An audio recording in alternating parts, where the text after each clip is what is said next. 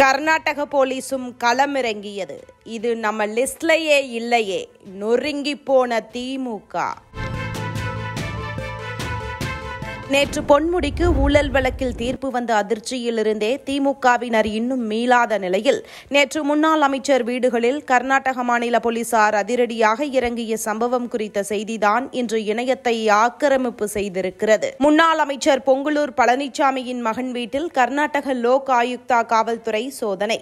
திமுக விளையாட்டு அணி மாநில துணைச் செயலாளராக பொறுப்பில் இருப்பவர் பைந்தமிழ் பாரி. இந்நிலையில் கோவை கிருஷ்ணா காலனியில் உள்ள பைந்தமிழ் பாரி வீட்டில் 15 பேர் கொண்ட கர்நாடக லோக் ஆயுக்தா போலீசார் திடீரென அதிரடியாக சோதனை நடத்தினர்.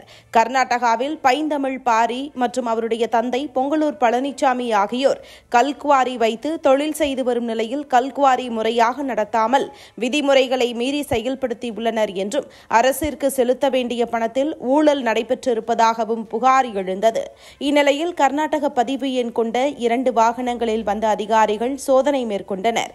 கையில் ஆவணங்களை சேகரித்தவர்கள் அதனை கைப்பற்றி மீண்டும் கர்நாடக மாநிலம் சென்றனர்.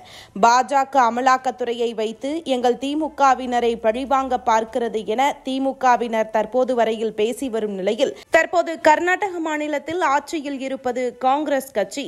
அம்மாநில போலீசாரே தற்போது திமுகவின் முக்கிய உறுப்பினர் வீடுகளில் அதிரடியாக ஊழல் புகாரில் சோதனை நடத்தியிருப்பது பொதுமக்கள் மத்தியில் திமுகவினர் என்றாலே ஊழல் தானா என்ற விமர்சனத்தை உண்டாக்கியிருக்கிறது.